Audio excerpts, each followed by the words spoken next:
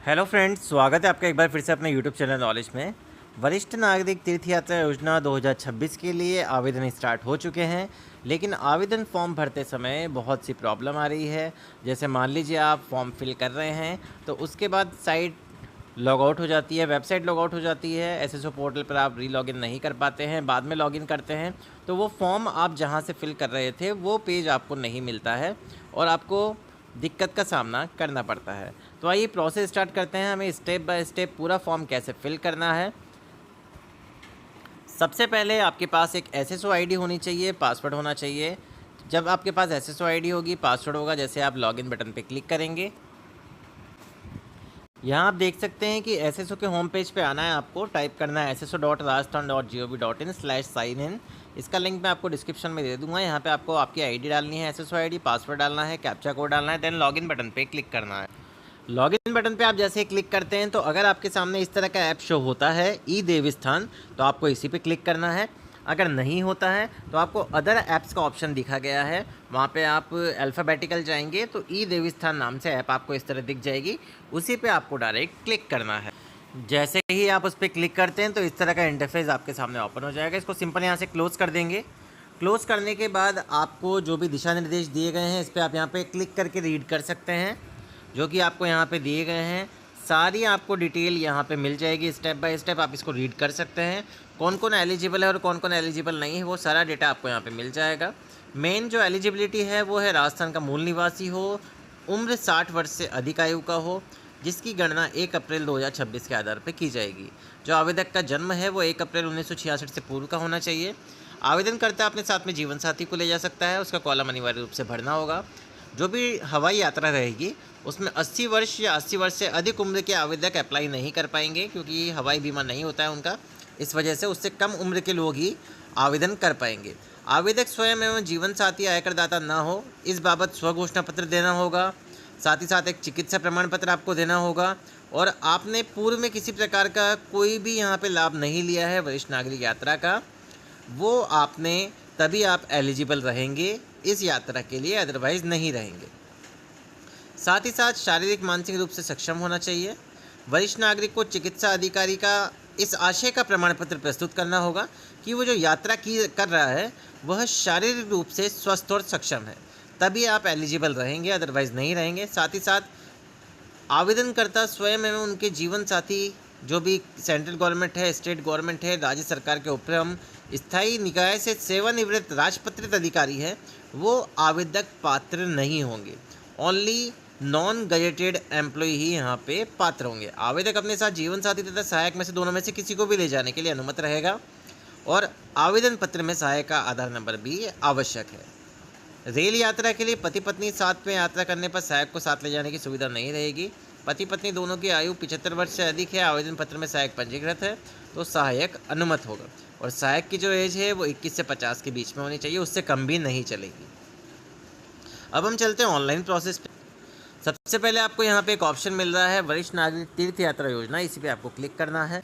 जैसे आप इस पे क्लिक करेंगे तो आपको आवेदन करने के लिए क्लिक करे पे यहाँ पे क्लिक करना है।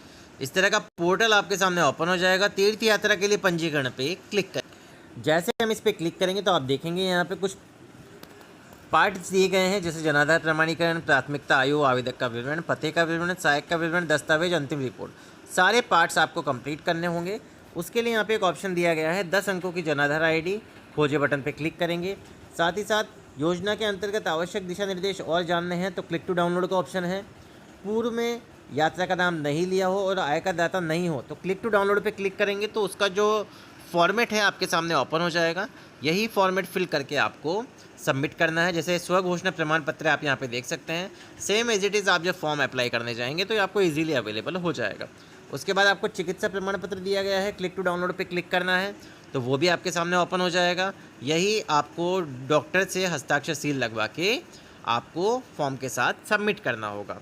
पूरे ऑप्शन आपको यहाँ पे दिए गए हैं, मोबाइल से आप इजीली फॉर्म ये भर पाएंगे। अब आपको सिंपल क्या करना है, पहली बात मैं बता दूं आपको, अगर आपने फॉर्म भर लिया है और बीच में अटक गया है तो यहाँ पे 3 लाइन्स का ऑप्शन दिया गया है, इस पर क्लिक करेंगे।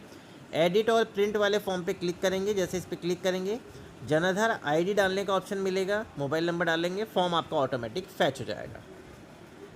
अब हम स्टार्टिंग से फॉर्म भर रहे हैं तो 10 अंक की जनाधार आईडी डालेंगे और खोजे बटन पे क्लिक करें। तो आप यहाँ देखेंगे इस तरह का इंटरफेस आपके सामने ओपन हो जाएगा। यहाँ पे कुछ यात्रा संबंधित दिशा निर्देश आपको दिए गए हैं, वो चेकबॉक्स पे क्लिक रहेंगे। अब आपको स्क्रॉल करते हुए नीचे आना है और चेकबॉक्स पे क्लिक करना है और स्वीकार करें और आगे बढ़े पे। अब आपको यहाँ पे परिवार के सदस्यों की सूची मिलेगी। आपको जो भी एलिजिबल व्यक्ति है उसके सामने चेकबॉक्स पे क्लिक करना है और सत्यापित करें और वेरीफाई प्रोसीड पे क्लिक। जैसे उस पर क्लिक करेंगे तो आपके मोबाइल नंबर पे एक रजिस्टर्ड OTP आएगा। जो भी रजिस्टर्ड मोबाइल नंबर है उस पर आपको OTP डालना है और सत्यापित करें पे क्लिक करना है। अब आप यहाँ पे देखेंगे कि आपके सामने फैमिली मेम्बर्स का नेम आ जाएंगे। अब आपको यहाँ पे चयन करना है और चयन करें और आगे बढ़े पे क्लिक कर। जैसे आप चयन करें आगे बढ़े पे क्लिक करेंगे तो तीर्थ स्थानों का आपको यहाँ पे चयन करना है। अब आप जहाँ भी जाना चाहते हैं उसके अकॉर्डिंग आपको यहाँ पे डिटेल सेलेक्ट कर लेनी है। जो भी आपकी फ़र्स्ट प्रेफरेंस होने वाली है उसके अकॉर्डिंग आपको यहाँ पे सेलेक्ट करना है। जैसे मान लीजिए हमने यहाँ पे फर्स्ट ऑप्शन सेलेक्ट कर लिया। सेकंड ऑप्शन के लिए भी यहाँ पे और भी ऑप्शंस आपके सामने ओपन होते हैं तो वो आप सेलेक्ट कर लेंगे। थर्ड ऑप्शन आप ओपन कर लेंगे, इसको सेलेक्ट कर लेंगे जहाँ जहाँ आप जाना चाहते हैं। क्या आप हवाई यात्रा करना चाहते हैं तो अगर आप यहाँ पे क्लिक करते हैं तो इसके लिए यात्रा स्थान जो दिया गया है पशुपतिनाथ काठमांडू नेपाल चयन करना होगा। अगर आप नहीं करना चाहते तो नहीं पे क्लिक कर देंगे। Save as draft and next button पे क्लिक करें। Save as draft next button पे क्लिक करने के बाद आवेदक का विवरण आ जाएगा, नाम आएगा, पिता का नाम आएगा। जो भी डिटेल यहाँ पे कंप्लीट नहीं है उसे आपको कंप्लीट करना होगा। जैसे आपको मेल फीमेल चुनाव करना है, जन्म दिनांक अगर शो नहीं हो रही है तो वो डालना है, मोबाइल नंबर, आधार नंबर, जो डिटेल नहीं मिलेगी वो आपको सारी फिल करनी है। देन आपको save as draft and next button पे क्लिक करना। जैसे आप save as draft next button पे क्लिक करेंगे तो आपका एड्रेस मेंशन करना है। जो भी रिक्वायरमेंट यहाँ पे खाली है वो फिल करनी है। बहुत सी चीज़ें प्री फिल्ड भी मिलती है तो आपको यहाँ पे उसको फिल करना है और वापस से save as draft and next button पे क्लिक कर। अब आपको यहाँ पे ऑप्शन मिलते हैं जीवन साथी और सहायक के चयन के लिए। तो अगर आपके हस्बैंड हैं या वाइफ हैं, दोनों में से कोई जा रहा है तो यहाँ पे जीवन साथी के कॉलम पे चेकबॉक्स पे क्लिक करेंगे, जीवन साथी का चयन करेंगे और सबमिट कर देंगे उसकी डिटेल। अगर सहायक का विवरण है, सहायक आप तभी ले जा पाएंगे क्योंकि यहाँ पे एक शर्त दी गई है कि 70 वर्ष से अधिक होना चाहिए, चाहे वो एकल आवेदक हो। यदि आवेदक 70 वर्ष से कम का है तो सहायक के यहाँ पे आप नहीं ले जा पाएंगे। आपको यहाँ पे लिखा गया है कि 70 वर्ष से अधिक एकल आवेदक, यदि आवेदक व जीवन साथी दोनों 75 वर्ष से अधिक है तो वह सहायक ले जाने के पात्र हैं, अदरवाइज़ नहीं है। तो यहाँ पे हम जीवन साथी या सहायक दोनों में से किसी का चुनाव कर। उसके बाद नामित प्रतिनिधि का विवरण आपात स्थिति, मान लीजिए कोई आपात स्थिति आ जाती है, तबीयत खराब हो जाती है दोनों की, तो उसमें हमें डिटेल देनी होती है दो प्रतिनिधि की, जिसे हम कॉल करके बुला लें, उनकी डिटेल डाल देंगे और save as draft and next button पे क्लिक। अब डॉक्यूमेंट हमें यहाँ पे लगाने हैं। आवेदक का फोटो अपलोड करेंगे, जो भी लेटेस्ट है वो डाल देंगे। साथ ही साथ जो भी चिकित्सा प्रमाण पत्र है वो डालना है। एंड आयकर चिकित्सा प्रमाण पत्र जो मैंने आपको स्टार्टिंग में बताया था वही फाइल आपको डालनी है। उसके बाद आयकर दाता न होने और घोषणा पत्र की साइज़ 1 MB से कम होनी चाहिए, वो फाइल यहाँ पे डालनी है और save as draft and next button पे क्लिक करना है चूज़ फाइल करके। जब आप सारी डिटेल कंप्लीट कर लेंगे तो आपके पास इस तरह का पेज ओपन हो जाएगा।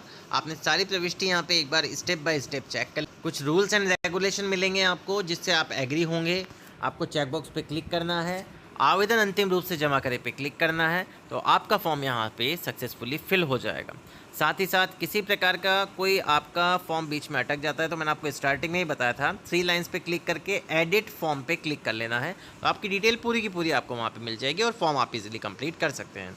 अगर आपको वीडियो पसंद आया हो तो प्लीज़ चैनल को सबसे पहले सब्सक्राइब करें, वीडियो को लाइक और शेयर करना ना भूलें। Thank you so much.